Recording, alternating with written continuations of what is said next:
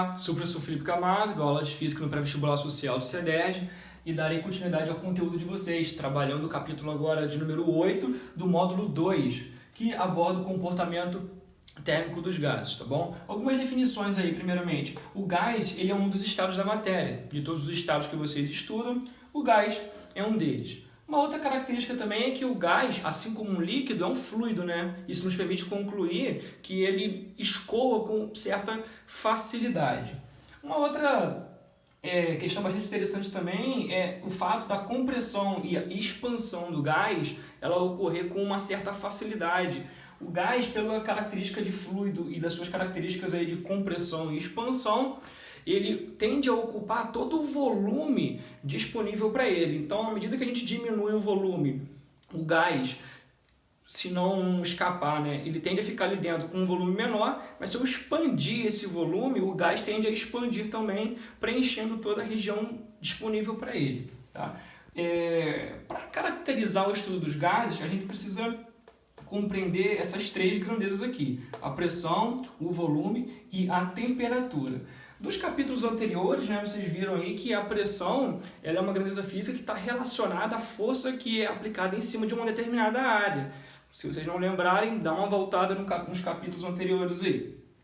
O volume, tá, tem como definição aí o fato de ser uma grandeza física que indica toda uma região tridimensional, tá? E a temperatura é uma grandeza física que indica a agitação das moléculas, ou seja, quanto mais agitadas estão as moléculas que compõem o corpo, né, a matéria que compõe o corpo, maior é a sua temperatura. Então, estudando essas três grandezas e compreendendo-as, a gente consegue fazer um estudo que caracteriza o gás e a gente consegue também uma lei, né, uma lei geral, para que a gente possa compreender todo o movimento aí, né, todo o comportamento térmico dos gases. Além das grandezas, né, que eu citei anteriormente, para estudar o comportamento térmico dos gases, é importante a gente compreender a ideia de mol, que nada mais é do que a quantidade de matéria que contém um número invariável de partículas. Que partículas poderiam ser essas aí, né? Então, eu estou falando aí de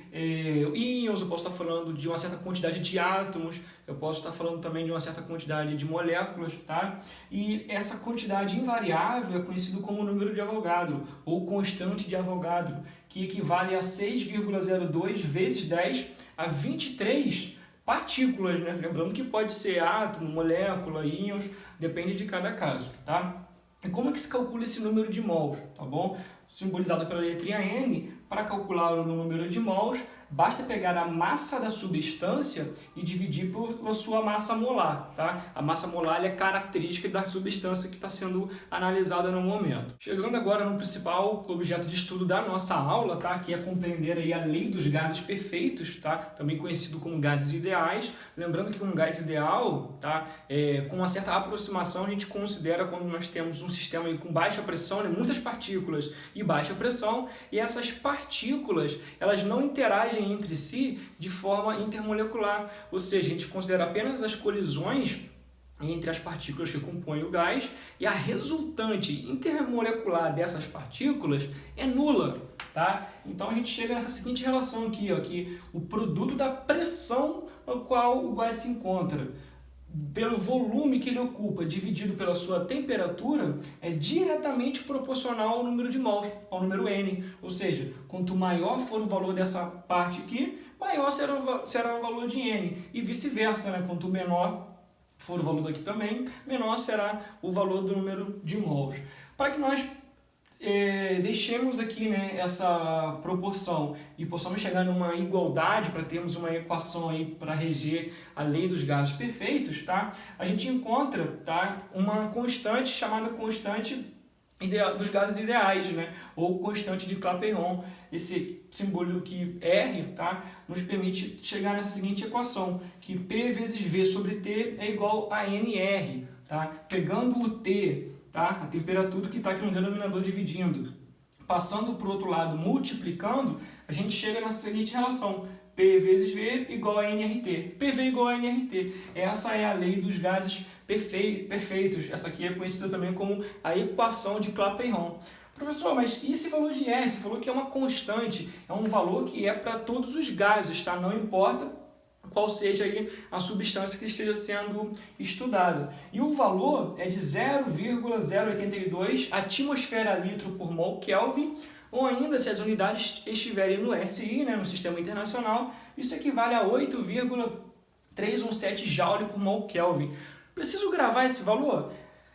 Normalmente, as questões dos vestibulares, quando elas vão ser elaboradas, a prova ali, né, o examinador, a banca, coloca esse valor para vocês. Então, não precisa se preocupar, tá? O importante é só identificar as unidades e quando a gente considerar no Sistema Internacional, lembrar que tem que estar joule por mol Kelvin. Lembrando que a temperatura, tá? Quando a gente está estudando a lei dos gases perfeitos, a temperatura sempre tem que estar em Kelvin. Isso é bastante importante, a gente também não pode esquecer. Dando continuidade aqui, nós temos que P vezes V sobre T, como isso é sempre igual a uma constante, né, desde que o número de mols não mude, tendo em vista que o R, que é a constante universal dos gases, é um valor fixo para todos os gases, nós temos que essa relação, sendo constante, nos permite fazer o seguinte: quando eu considero um processo de transformação do gás de um estado inicial para um estado final, tá? Eu posso ter uma relação que me permita, né, trabalhar apenas com essas três grandezas,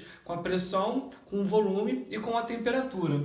Então, considerando no estado inicial a pressão num valor P0, o volume num valor V0 e a temperatura num valor T0, ao passar por um processo de transformação, tá, a gente chegaria no estado final. E adotamos aqui os valores de P para a pressão final, V para o volume final e o T para a temperatura final. Então nós temos que P0V0 sobre T0 é igual a NR, lembrando, desde que o N, número de mols, não mude, no estado final, após um processo de transformação, a gente tem que P vezes V sobre T também é igual a NR.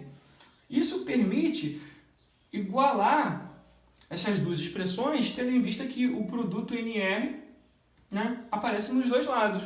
Então, eu tenho que P0V0 sobre T0 vai ser igual a P vezes V sobre T. Ou seja, eu tenho aqui uma equação que permite estudar dentro dos gases ideais um processo de transformação. E o mais interessante é que aqui, ó, envolve apenas essas três grandezas: pressão, volume e temperatura, considerando aí, né, logicamente, os estados inicial e final. Para encerrar a nossa aula, vou fazer aí uma questão para ajudar a fixar o conteúdo. A questão é a questão de número 1, que se encontra na página 59. Ela diz o seguinte: um gás ideal, inicialmente a temperatura de 0 graus Celsius, é aquecido a volume constante. Determine a temperatura capaz de triplicar a pressão. Então, eu tenho um gás, inicialmente numa certa temperatura, vai passar por um processo de transformação, no caso ele vai ser aquecido, tá? E ele vai mudar a temperatura. Ele quer saber justamente qual é a temperatura que é capaz de fazer com que a pressão seja multiplicada por 3 vezes. Mais ainda, ele diz também que essa transformação ocorre a volume constante. O que é o volume constante? É o fato do volume não mudar nesse processo de transformação. Então, nós temos inicialmente aí a temperatura inicial, né, a 0 graus Celsius. Lembrando que, como eu havia dito anteriormente, toda vez que eu trabalhar com essas equações, tem que considerar a temperatura em Kelvin, tá? Tem que estar na unidade do SI. E 0 graus Celsius em Kelvin equivale a 273 kelvins. Nós temos aí o volume inicial, que eu chamo aqui de V0, e a pressão inicial, que eu chamo de P0.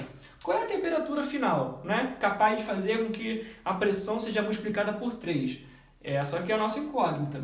Como o processo é um processo que ocorre de forma constante no volume, ou seja, é um processo isovolumétrico, tá? A gente tem que o volume final é igual ao volume inicial, V igual a V0. E a pressão final, né, que a gente chama de P, ela tem que ser multiplicada por 3, ou seja, ao ocorrer, né, um processo aí de transformação, nós temos que o valor P ele é igual a 3 vezes P0. Então, usando aí essa equação, né, que é a equação que permite nos estudar aí a transformação, a gente tem P0, V0 sobre T0 é igual a PVT. Lembrando que o V0 é igual ao V. Então, na equação, eu vou chamar de V nos dois lados. Ou poderia chamar de V0 também, não importa, já que esse valor não vai se alterar. Tá? Qual é a pressão final P? A pressão final P ela equivale a 3P0. Então, nós temos 3P0. Qual que é a minha temperatura inicial? Minha temperatura inicial T0 equivale a 273 Kelvin. Qual que é a minha temperatura final? É o que eu estou buscando, né? É a minha incógnita. Então, nós temos aqui, ó, dos dois lados da equação, P0 e P0, posso simplificar. E nós temos também dos dois lados da equação, V e V. Sobrou aqui, ó, apenas 1 sobre 273 igual a 3 sobre T. Tá? Basta fazer uma multiplicação cruzada. Quando a gente faz uma multiplicação cruzada, o T que está aqui dividindo vem para cima, e o 273 que estava aqui embaixo vem aqui para cima multiplicando com 3. Então, nós vamos ter aqui 3 vezes 273. A temperatura final capaz de triplicar a pressão nessa situação com volume constante é a temperatura de 819 Kelvin, tá? Então, pessoal, estudem aí os conteúdos, façam os exercícios, tá? E um forte abraço.